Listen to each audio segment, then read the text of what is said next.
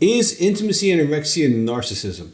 What's the difference? Well, that's our topic today. It's a good one. If you're living with either a narcissist or an intimacy anorexic, you're going to learn something today. If you are one of those, we hope you learn something. If you have yet to subscribe to our channel, please do, because we have so much information, hundreds of things that can help you.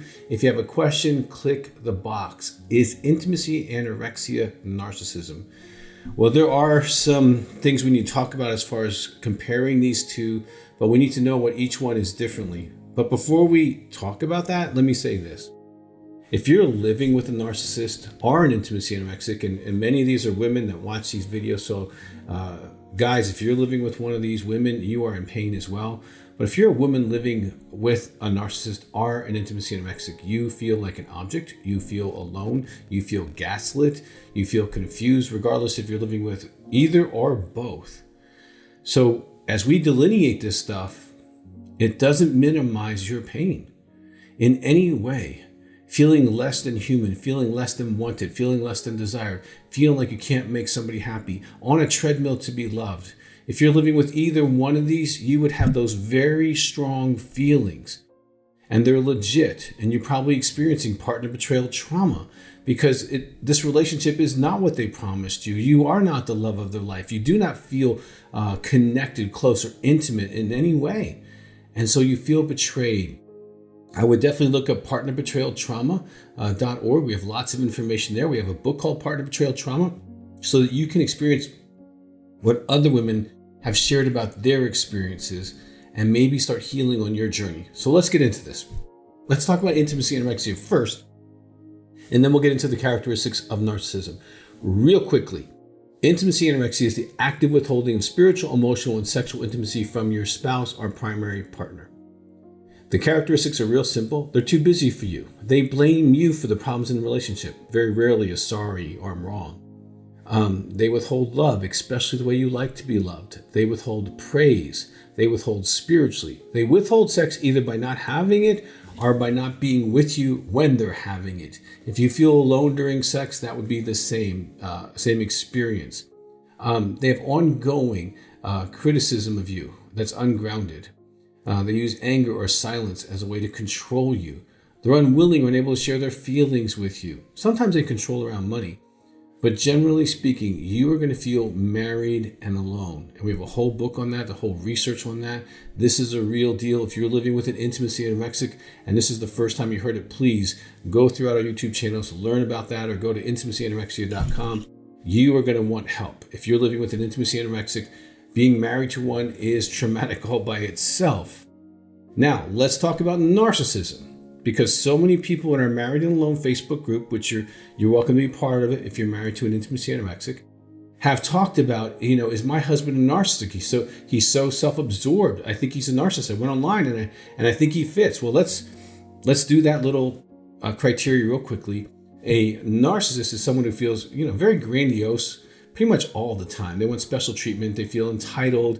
They have a fantasy of being super successful, even though their achievements don't match up to that. They're the one who's not been appreciated yet.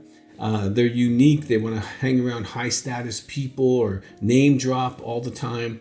They're looking for constant admiration, that they're wonderful, that they're great, that they're amazing, that they're intelligent, that just people don't see it, right? They're very entitled. They tend to exploit others. This is definitely characteristics of narcissism because they're kind of playing a game and they're moving chess pieces. So exploiting someone is a really common thing. I'll explain that in just a minute. There's no empathy. This is where both people with intimacy anorexic and narcissists, they feel like they have an alignment because either way, they're not feeling heard, they're not feeling understood, they're not feeling that their pain really matters. With the narcissist, they're envious of others and believe others are envious of them on a regular basis. Everybody wants to be like them, okay? And they tend to be very arrogant. Now, one of the things that is a common thread between these two isn't on either list. It's in the video we call Unstuck, and it's the way their operating systems are the same. So there's two operating systems. Relational, which is most of you, especially if you're women, or you don't have an addiction or you're a healthy man, and that is that people have value.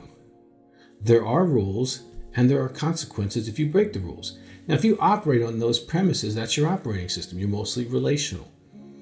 Now, either one of these people, intimacy anorexic and narcissist, operate on an object relationship paradigm or operating system.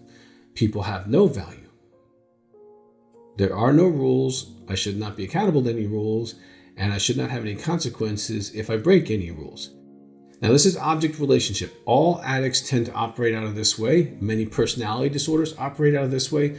So there's where the similar kind of sense and feeling, like this feels like it's disordered because it is abnormal. They're operating out of an object relationship way of relating, and you are suffering because of that. So in that way, they're the same.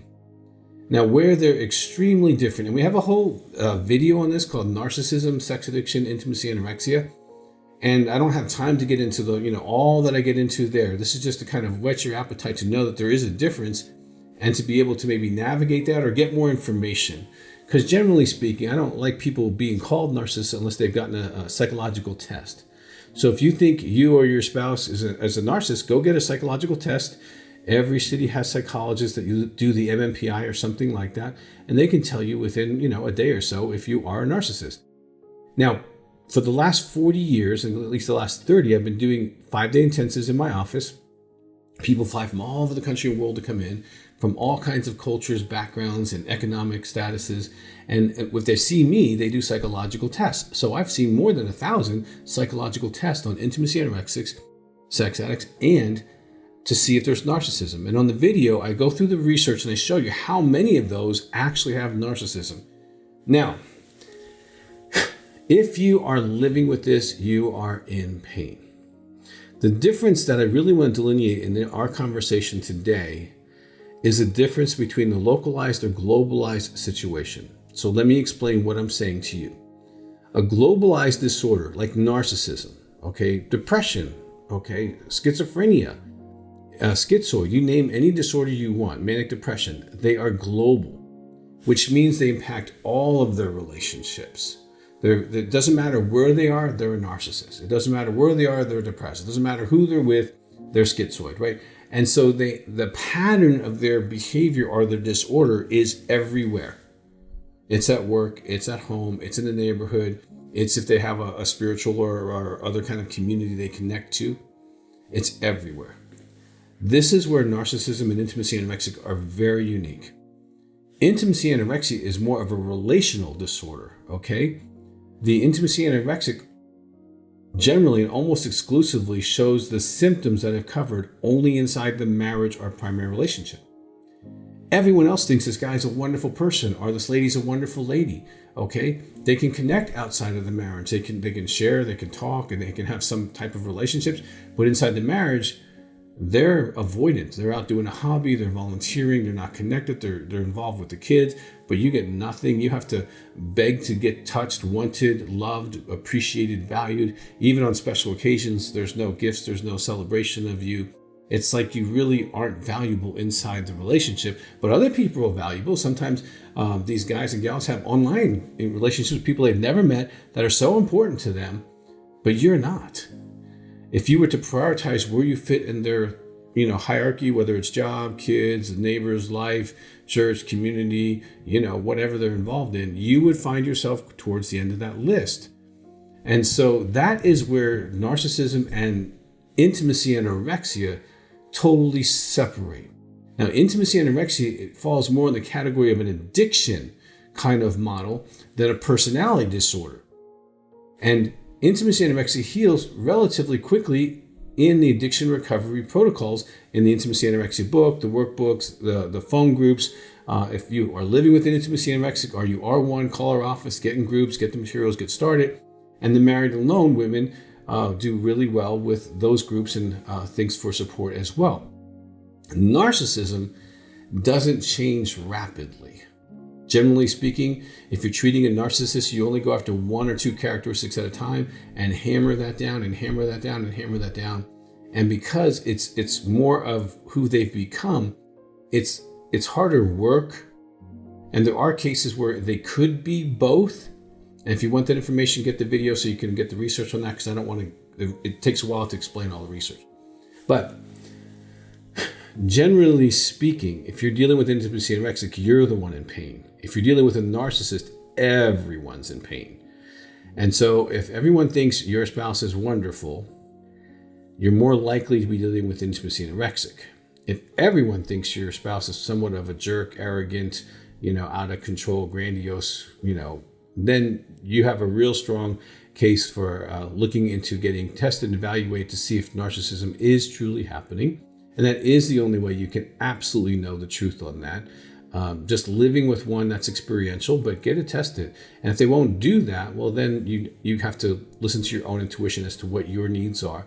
And I would say, regardless, if you're living with a narcissist or an intimacy anorexic, you are being injured. And it's your responsibility to get help for the injuries that you're incurring, get stronger, learn about gaslighting. We have a great video on that on YouTube. Don't take responsibility for their behavior, whether it's a narcissist or an intimacy anorexic, because of the object relationship operating system will use gaslighting. Gaslighting is not unique to narcissists.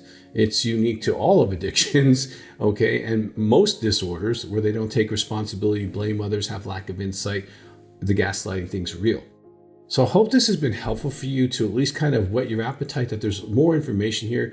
I would recommend, if this is what you're experiencing, get the video on narcissism, sex addiction, intimacy, anorexia, go through the research, find out what you're dealing with, and definitely get help for yourself. You can call my office, Heart to Heart Counseling Center in Colorado Springs, 719-278-3708, because you are being injured. Like I have a lot of ladies, they come and they do intensives in our office, but they also do the neuromodulation because literally the trauma, their brain gets kind of stuck, the physical brain, and it helps them become neuroplastic again so that they can actually engage and make healthy decisions. So please, you hear my heart, get help for yourself, take the next step for yourself. And if this is what's going on with you, you need someone who specializes in intimacy anorexia. If you truly have a narcissist, you want someone who specializes in narcissism. If they truly have both, they're probably best to do both types of formats of counseling. Well, I hope this has been helpful. Again, if you have yet to subscribe, please do that immediately and click that little button. And if you have a question, put it in the box. Until next time, please love yourself enough to do what you need to do for you.